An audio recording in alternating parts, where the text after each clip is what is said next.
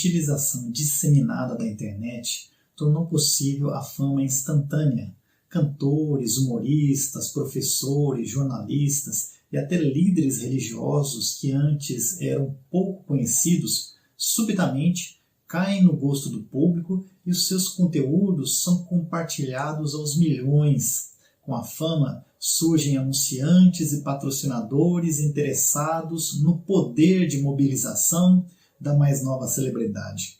Alguém que antes fazia vídeos como uma diversão, de repente descobre que pode fazer dessa a sua atividade principal.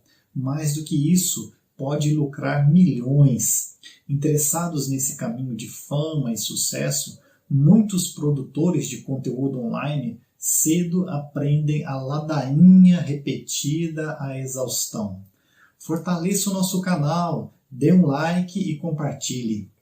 Essa busca pela popularidade não foi vista em Jesus. Quando realizava milagres extraordinários, ele recusava a fama e pedia que os agraciados com o milagre não divulgassem o seu nome. Mateus registra: muitos o seguiram e ele curou todos os enfermos que havia entre eles. Contudo, advertiu-lhes que não revelassem quem ele era. Não se tratava de falsa modéstia, afinal, o Senhor já havia demonstrado publicamente a sua autoridade para ensinar e realizar atos poderosos. Os seus ensinos foram ouvidos por multidões, os seus milagres foram realizados em público. Além disso, em outras ocasiões, Jesus afirma claramente o seu status messiânico e envia os discípulos a divulgar a sua mensagem por toda a terra. Naquele momento, entretanto, ele estava revelando o seu caráter de acordo com a profecia. Cumpriu-se assim a profecia de Isaías a seu respeito: vejam meu servo, aquele que escolhi, ele é meu amado, nele tenho grande alegria. Porei sobre ele meu espírito, e ele proclamará justiça às nações. Não lutará, nem gritará, nem levantará a voz em público. Essa profecia pode ser encontrada no capítulo 42 do profeta Isaías. Naquele texto, contrariando as expectativas por um guerreiro que destrói os seus inimigos e estabelece o império judeu, o Messias é retratado como um humilde servo de Deus. Diferente dos profetas que bradavam a vontade de Deus e condenavam reis e autoridades, o Messias seria discreto em sua proclamação. Talvez seja difícil para muitos hoje compreenderem a atitude de Cristo, já que a propaganda pessoal é uma estratégia usada à exaustão.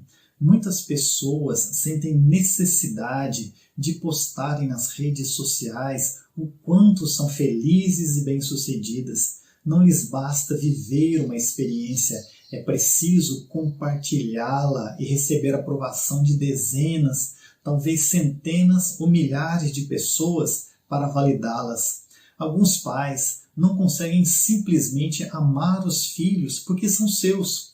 As crianças precisam provar aos pais e ao mundo, através de vídeos e fotos, que são as melhores nos esportes, nas artes, na vida escolar e religiosa. Os adolescentes cedo aprendem a ostentar uma vida que não possuem, usando roupas e portando celulares que a família nem sempre pode pagar. Os jovens e adultos no mercado de trabalho são convencidos da importância do marketing pessoal. Não basta, contudo, anunciar o produto e o serviço que eles oferecem. É preciso vender a própria imagem como a de alguém bem-sucedido e vitorioso. É do conhecimento de todos, todavia, que a fama tem suas armadilhas. Muitos se tornam escravos da imagem que criaram e descobrem que os milhares de seguidores são também críticos implacáveis, com expectativas irrealizáveis.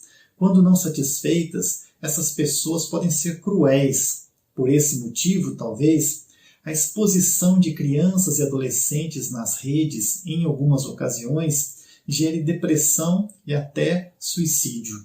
Jovens e adultos gastam mais tempo gerindo as suas redes do que adquirindo experiência e conhecimento na sua área de atuação. Por essa razão, quem se deixa seduzir pela propaganda sem conteúdo pode cair nas mãos de péssimos profissionais.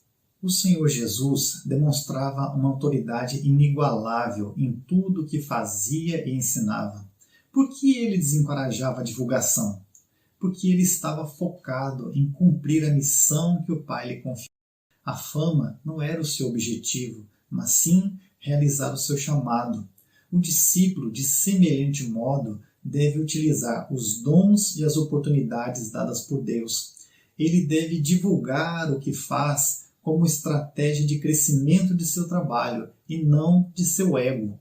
Como Jesus, o seu foco deve ser a entrega do serviço que lhe foi confiado por Deus.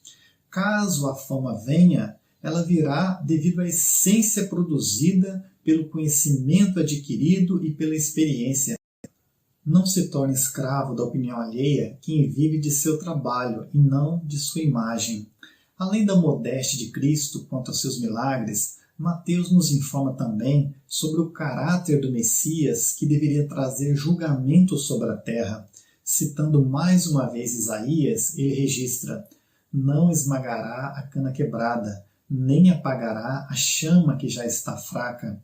Por fim, ele fará que a justiça seja vitoriosa e seu nome será a esperança de todo o mundo. Com essas figuras, o profeta estava dizendo que o Messias não seria duro com um povo já sofrido, quebrado e sem forças. Ele agiria com misericórdia, renovaria a esperança e, dessa forma, faria triunfar a vontade de Deus na terra. Essa imagem do Messias correspondia ao caráter revelado por Jesus, ainda que frustrasse a esperança por um guerreiro vitorioso e um juiz implacável. Posteriormente, nos capítulos 52 e 53, Isaías retrata o Messias como um servo sofredor que se entrega para morrer devido aos pecados de seu povo. Através de seu sacrifício, no entanto, o Messias sofredor tem sucesso em justificar o seu povo e reuni-los novamente. É impressionante como aqueles que se sentem emissários do juízo divino pintam uma imagem de um Deus implacável e irascível. Se milhares são mortos por um tsunami, segundo eles, é a manifestação da ira de Deus. Quando um terremoto devasta uma região, eles veem nisso a confirmação de sua pregação apocalíptica. Agora que um vírus provoca a morte de milhões, eles não têm dúvidas de que chegamos ao final dos tempos. O que ignoram, contudo, é que todas essas tragédias atingem mais diretamente os grupos mais frágeis. Os terremotos e tsunamis devastam principalmente as moradias mal construídas dos mais pobres que vivem nas áreas mais perigosas. As doenças são especialmente mortais para aqueles que não têm acesso aos melhores recursos da medicina. Será que Deus está mais irado com os mais pobres? O que dizer então do Messias que não esmaga a cana já quebrada e nem apaga a chama que já está fraca? Ao conhecer o Jesus dos Evangelhos, as pessoas que estão com a vida mais destruída, ainda que seja como consequência das próprias escolhas, sentem-se atraídas pela mensagem de misericórdia e cura. É por isso que os pecadores buscavam constantemente o Senhor Jesus. Eles se sentiam acolhidos por ele e não julgados. O título dessa mensagem, Não Precisa Compartilhar, faz referência à atitude de Cristo de não buscar a autopromoção. Está equivocado quem trata o nome de Jesus como um produto que necessite de divulgação. Essas pessoas acreditam que usar bonés, camisetas, cadernos e adesivos de carro com o nome de Jesus é algum tipo de evangelização. Elas se alegram quando algum famoso declara a sua fé em Cristo, não porque alguém foi salvo, mas porque isso ajuda a promover a causa. O Senhor Jesus não precisa de rádio, televisão ou posts na internet para difundir o Evangelho. Ele não disse: vão, façam propaganda e me tornem famoso. As suas palavras foram: vão e façam discípulos de todas as nações, batizando-os em nome do Pai, do Filho e do Espírito Santo. Ensinem esses novos discípulos a obedecerem a todas as ordens que eu lhes dei. E lembrem-se disto: estou sempre com vocês até o fim dos tempos. A diferença é que o Evangelho se espalha por toda a terra através do contato humano diário e transparente, onde os envolvidos compartilham os seus avanços e as suas deficiências. Eles aprendem a crescer no conhecimento de Cristo e no desenvolvimento do próprio caráter. Não se trata de consumir um produto religioso que deva ser anunciado com as devidas técnicas para atrair mais interessados. A vontade do Senhor é fazer discípulos e não se tornar uma celebridade com milhões de seguidores. Embora haja bilhões de cristãos no mundo, é pouco provável que todos eles sejam discípulos de Jesus. Ainda que muitos criem expectativas com relação a Cristo, ele não irá se amoldar às paixões de seu público e nem adotar um discurso que agrada a maioria. Jesus é o Messias que traz salvação e exige obediência aos seus ensinos. É importante lembrar, contudo, que as exigências de Cristo são benefícios para os seus discípulos. Conforme aprendemos em Mateus, ele não veio esmagar o que já está quebrado e nem apagar a chama que já está fraca. O Evangelho de Cristo não é uma mensagem de condenação que destrói quem já está sem força e nem que desanima quem já está ao quebrado. Pelo contrário, o Evangelho de Cristo fala de perdão para quem pecou, misericórdia para quem reconhece os próprios erros e orientação para quem deseja reconstruir a sua vida na luz após ter andado nas trevas. Os ensinos de Jesus promovem restauração dos relacionamentos através do perdão, paz interior para as consciências atormentadas e valores éticos para quem tinha um caráter deformado. Não precisa compartilhar o nome de Jesus nas redes. Ele não está em busca de likes e nem de seguidores. É preciso proclamar o Evangelho de Cristo, mas isso não se faz dando um clique.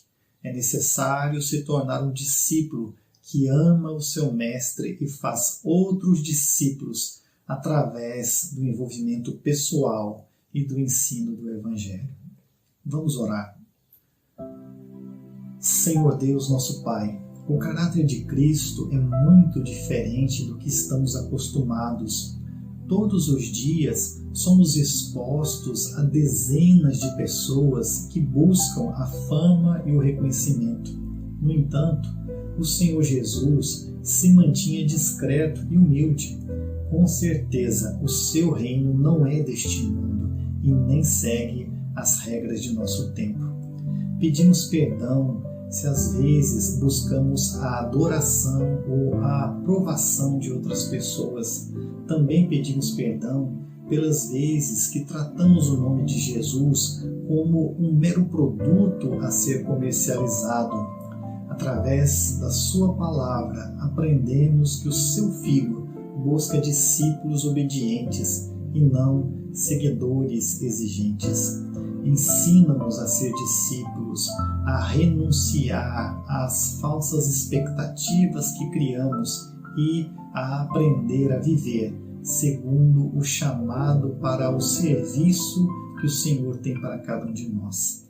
é a oração que fazemos. Em nome de Jesus. Amém.